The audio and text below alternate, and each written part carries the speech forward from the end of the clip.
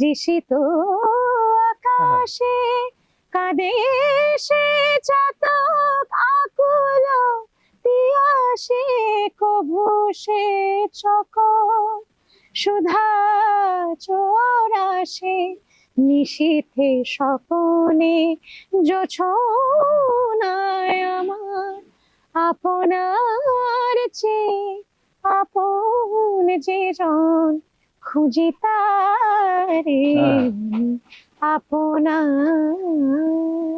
এত সুন্দর করে কিভাবে গাও তুমি, অসাধারণ।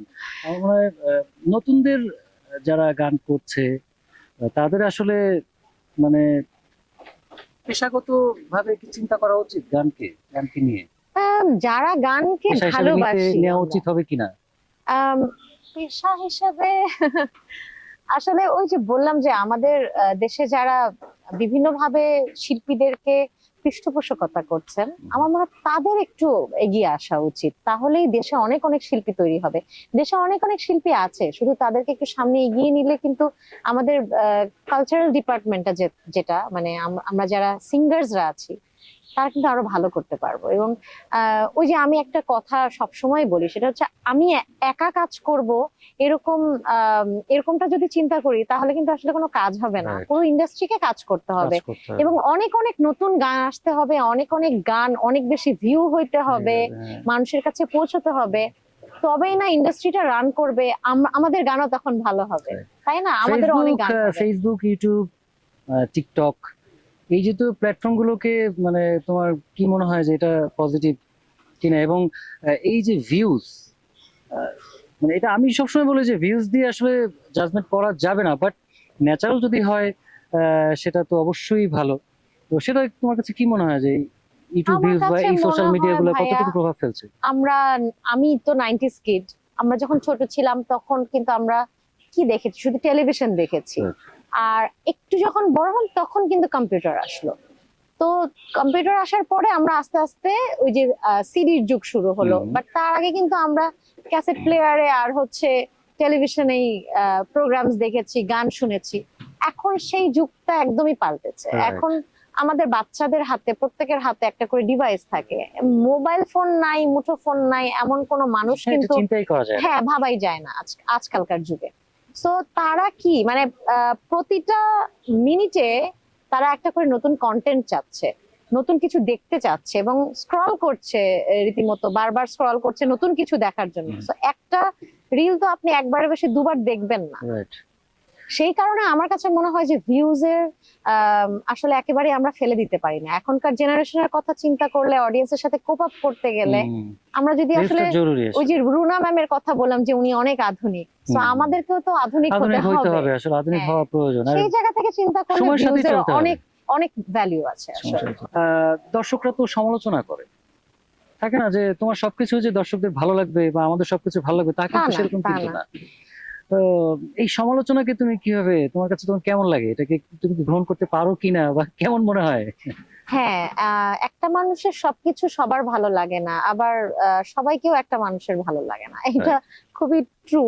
কিন্তু তারপরও আমি খুব পজিটিভ একজন মানুষ এবং আমি সমালোচনাও খুব পজিটিভলি নিই। আমার কাছে মনে হয় যে তারা তো আমাকে ভালোবাসেন এবং তারা আমার কাছে ভালো কাজ এক্সপেক্ট করছেন। যখন তারা আমাকে জানান দিচ্ছেন যে এই কাজটা তাদের ভালো লাগেনি বা আমার এই শুধু গানের কথা বলবো না, আমি যেহেতু একজন শিল্পী, আমি একজন পাবলিক ফিগার, আমার এই কাপড় পরাটা ওনাদের পছন্দ হয় না, আমি সেই জায়গাও কিন্তু ইনপুট দেই যে আচ্ছা ঠিক আছে, এই বিষয়টা আমার অডিয়েন্স পছন্দ করছেন না, সো আমাকে এই জায়গাটা আরো ডেভেলপ করতে হবে। আমি সবকিছুই আসলে আমার অডিয়েন্সের যে কোনো মতামত আমি পজিটিভলি নেই, কারণ আমার গান গাওয়াটা তো নিজের জন্য থেকে শুরু হয়েছিল। আমি যখন প্রফেশনালি গান করছি তখন আমার গানটা তো আসলে আর নিজের মধ্যে নেই, এটা আমার অডিয়েন্সের জন্য। তোমার আইডল কে, মানে কাকে ফলো করো তুমি? আইডলের কথা যদি বলতে যাই তাহলে নাম বলে শেষ করা যাবে না, কারণ আমি যেহেতু গান শুনতে খুব পছন্দ করি, তো আমি সবারই গান শুনি এবং সবার আলাদা স্বকীয়তা আছে। কিন্তু তারপর যদি একক কোনো নাম বলতে হয়, আমি বলবো যে দেশে বা ইন্টারন্যাশনালি যদি বলি, আমাদের রুনা ম্যামের কথা তো বলতেই হবে। রুনা লায়লা, ওনাকে ছোটবেলা থেকে ভীষণ ভাবে ফলো করি। আর আরো অনেক অনেক আর্টিস্ট আছে। আমি আসলে গায়কই তো বোঝা যায়। ছোঁয়া আছে।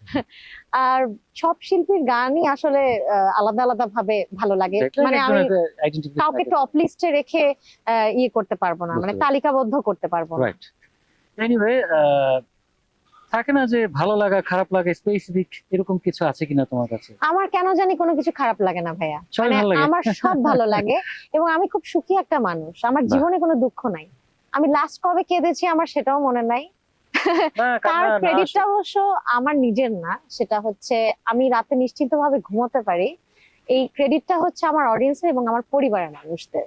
আমার পরিবারের মানুষরা এত কোঅপারেটিভ, এবং মিউজিক ইন্ডাস্ট্রিতেও সবাই আমাকে এত ভালোবাসেন, আমার সিনিয়র্স যারা আছেন বা আমার কো আর্টিস্ট যারা আছেন, এই যে আপনি, সবাই এত স্নেহ করেন আমাকে, আমার আমার কাছে মনে হয় আমার জীবনটা অনেক সুন্দর। আচ্ছা, আমি একটু ছোট্ট করে লাস্টের দিকে, আমরা শেষের দিকে চলে আসছি, যে সমসাময়িক এখন যে একটা আমরা সময় পার করছি, এখানে মনে হয় কি যে তোমার মধ্যে কি সংশয় কাজ করে বা ভয় কাজ করে কিনা স্টেজে গান গাইতে গেলে, বা এরকম কিছু মনে হয়? ভয় তো কাজ করে। আমি যেটা সবসময় বলি যে আমি যে প্রফেশনটা চুজ করেছি বা আমরা যে গান গাই, হুম। এটা কিন্তু মোস্ট এন্টারটেইনিং একটা প্রফেশন। Right. কারণ আমরা গানের জন্য কত জায়গায় ঘুরে বেড়াই, কত মানুষের সাথে পরিচয় হয়, কত মানুষের ভালোবাসা পাই। তো আমাদের আলাদা করে নিজেকে রিল্যাক্স করতে হয় না, তো মানে প্রোগ্রামে গেলেই আমরা রিল্যাক্স হয়ে যাই। Right. কিন্তু এখন আমরা যে এরকম একটা সিচুয়েশনে আছি, আমি মনে করি মোস্ট রিস্কি একটা প্রফেশনে আমরা আছি। আমাদের জীবনের কোনো নিরাপত্তা নাই, আমরা কখন কোথায় গিয়ে কি হবে আমরা জানি না, আমাদের জানি না। এন্ডিং হবে কিভাবে আমরা কিন্তু আগে থেকে প্রেডিক্ট করতে পারছি না। সো আমি বলবো যে আমরা কিন্তু শুধু ভালোবাসার জোরে এই জায়গাটাতে টিকে আছি। চলে যায়, right.